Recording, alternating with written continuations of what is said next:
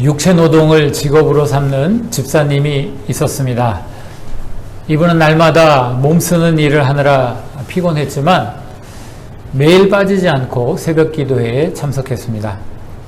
어떤 때는 새벽 기도회 내내 꾸벅꾸벅 졸기도 했고, 또 매일같이 목사님의 인도가 끝나면 빨리 가서 가게 문을 여느라 실제로 기도하는 시간은 얼마 되지 않았지만 그래도 비가 오나 눈이 오나 빠지지 않았습니다.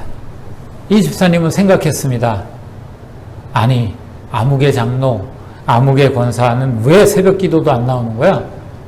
장로 권사 자격도 없네. 사업을 하는 또 다른 집사님도 있었습니다. 이 집사님의 사업은 불황이 없이 꾸준했고 다행히 많은 돈도 벌었습니다. 집사님은 벌은 많은 돈 중에 10분의 1을 꼬박꼬박 11조로 바쳤습니다. 어떤 때는 200만 원이 넘고 또 어떤 때는 300만 원이 됐지만 조금도 아까워하지 않았습니다.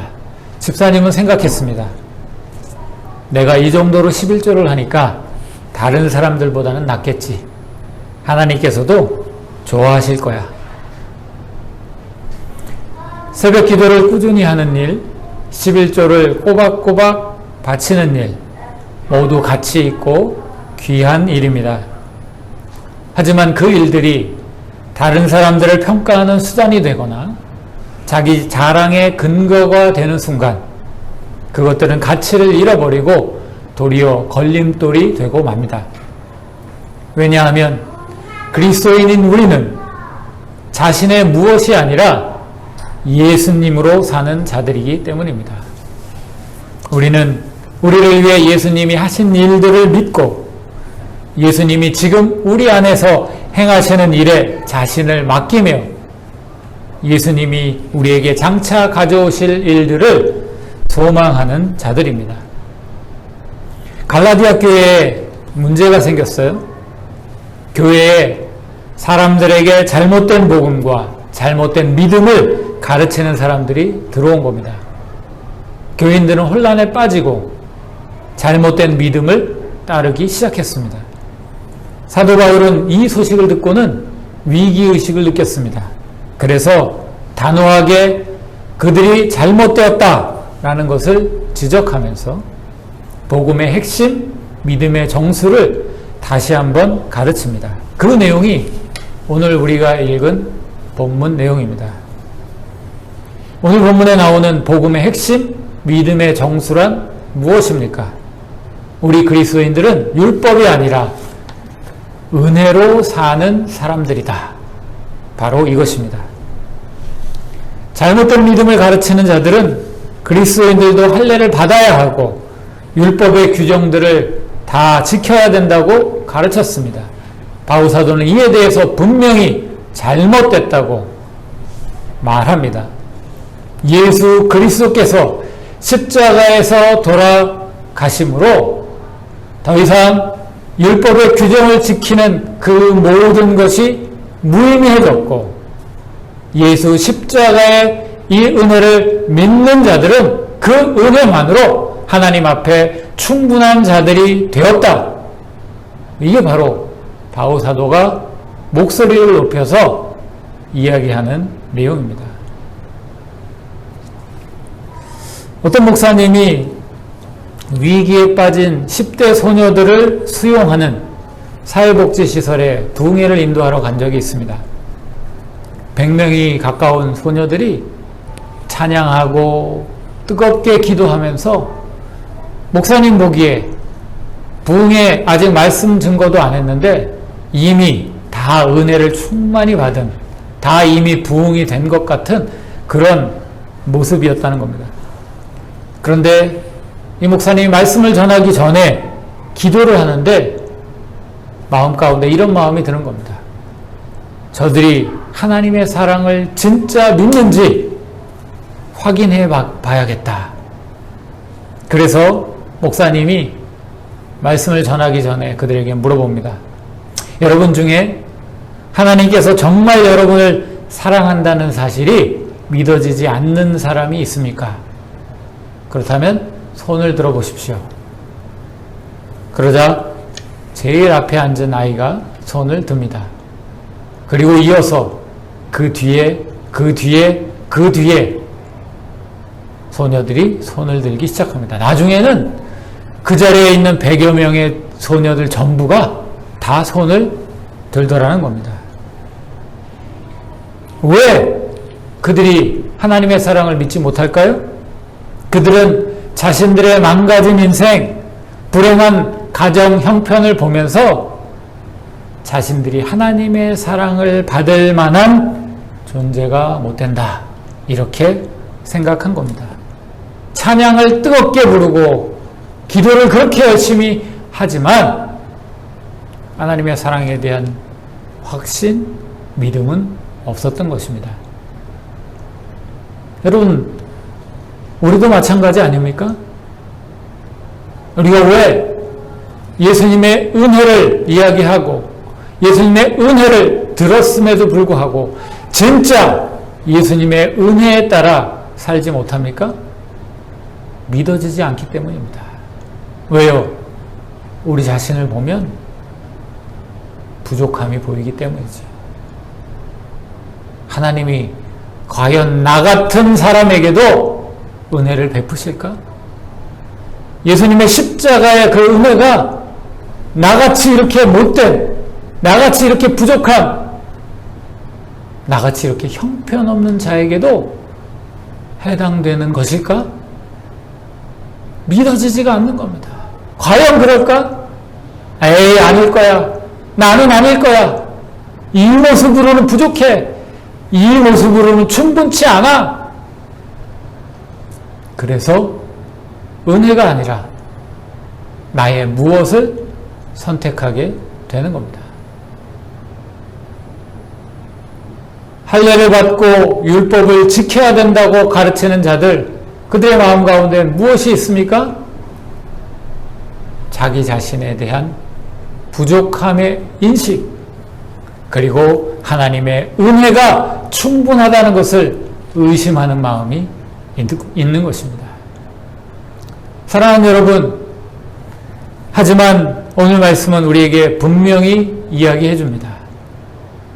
예수님이 우리에게 베풀어 주신 그 은혜로 충분하다는 것입니다. 오직 은혜만이, 예수님의 은혜만이 우리를 하나님 앞에 세우게 되고 하나님과 우리 사이에 가로막혔던 모든 장벽을 이미 무너뜨렸다는 것입니다. 우리가 거기에 무엇인가를 덧붙이려고 하고 우리의 노력으로, 우리의 선행으로, 우리의 계명 지킴으로 무엇인가를 채우려고 하는 것은 예수님의 베풀어 주신 은혜를 헛수고로 만드는, 그 은혜를 모욕하는 그런 행위가 된다는 것입니다. 그래서 21절에 바울 사도는 이렇게 말하잖아요. 내가 하나님의 은혜를 패하지 아니하노니 만일 의롭게 되는 것이 율법으로 말미암으면 그리스도께서 헛되이 죽으셨느니라. 여러분, 율법을 붙잡는 행위, 우리가 하나님을 위해 행하는 그 모든 것들을 붙잡는 행위, 그것은 결과적으로 무엇을 가져옵니까?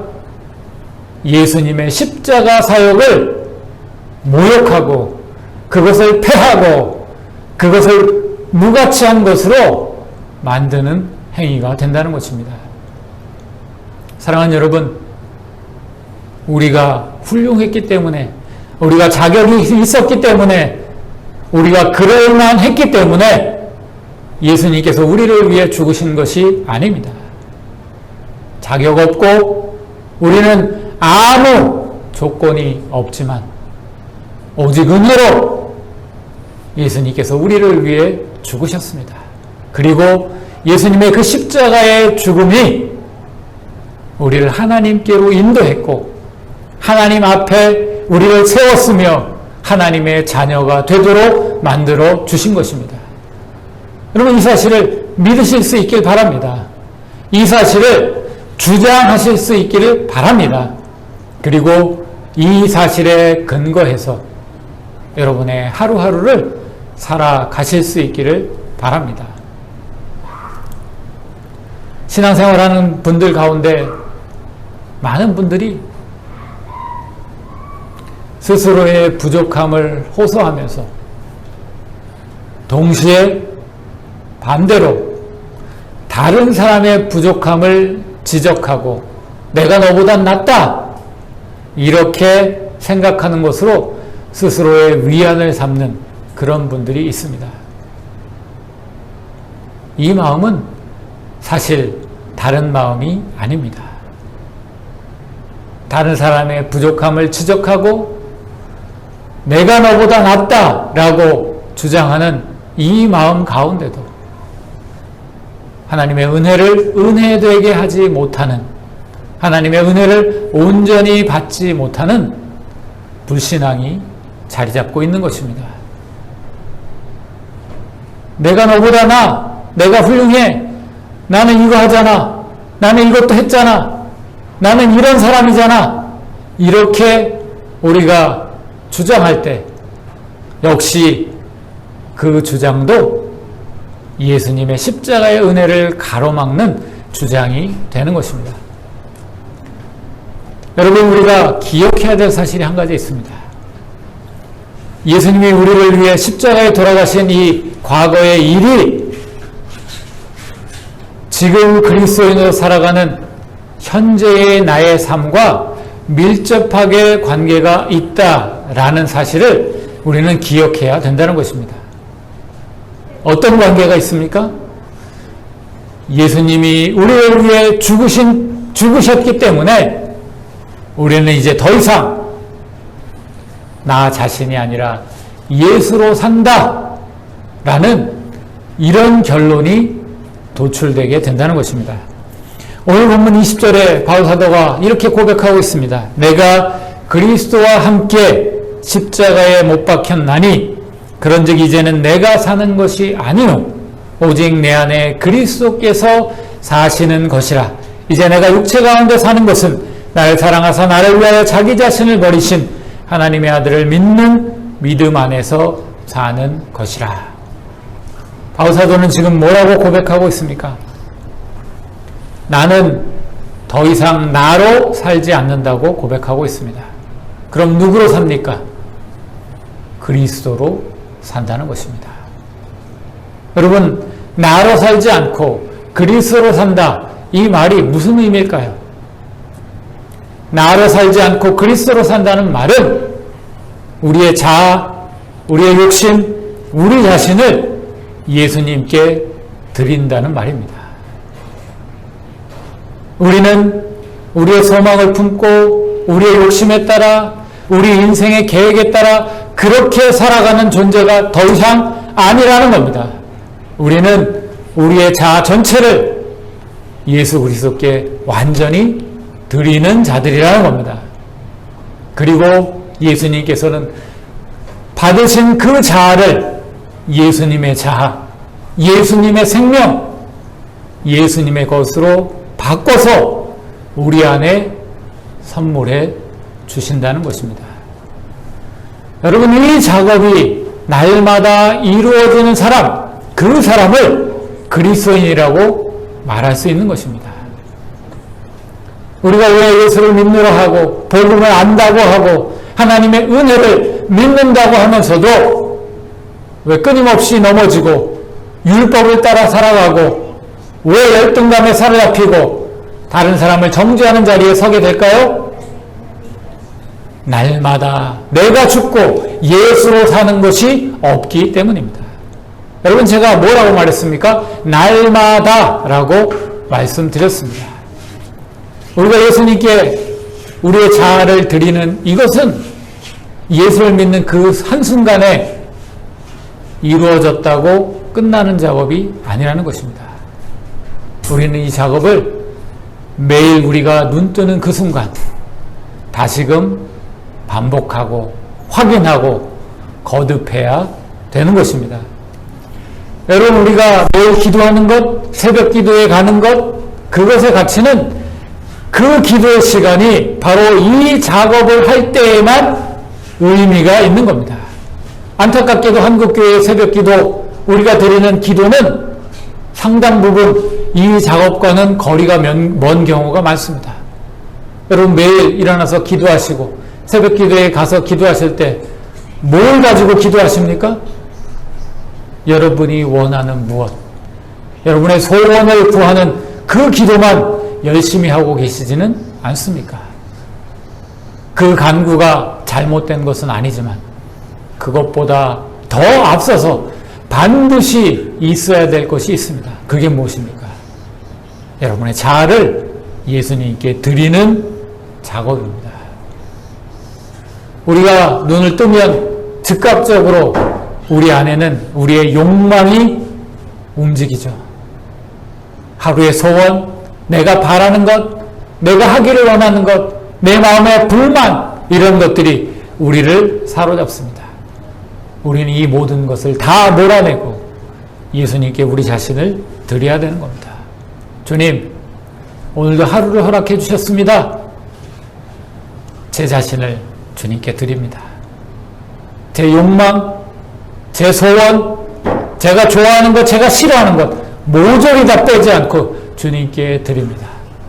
주님이 저를 살아 주십시오. 주님이 저를 다스려 주십시오.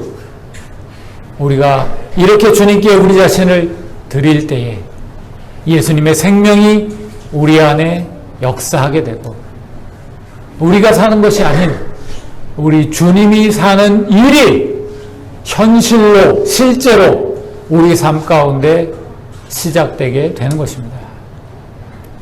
여러분, 그리스도인은 이 작업을 날마다 때마다 계속해서 행해가는 자들입니다. 우리가 이것을 반복해 나아가는 만큼 주님께서 우리 안에 사실 수 있고, 주님께서 우리 안에 사시는 만큼 우리는 은혜를 따라 하나님이 원하시는 성령의 아름다운 열매들을 맺어갈 수 있게 되는 것입니다. 오늘날 많은 그리스도인들이 안타깝게도 예수를 구주로 영접한 그 순간의 신앙에 머물러 있습니다. 아, 예수님을 내가 구주로 영접했지, 예수님을 믿었지, 다 해결됐어. 그리고는 또다시 자기의 욕망에 사로잡혀서 자기의 못난 자아대로 인생을 살아갑니다.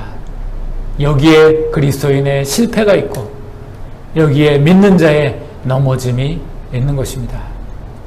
사랑하는 여러분, 진정한 그리스도인은 날마다 나는 죽고 예수 그리스도로 사는 자들입니다. 우리의 능력, 우리의 힘, 하나님이 원하시는 삶의 열매들은 오직 여기에서만 맺어지게 되는 것입니다.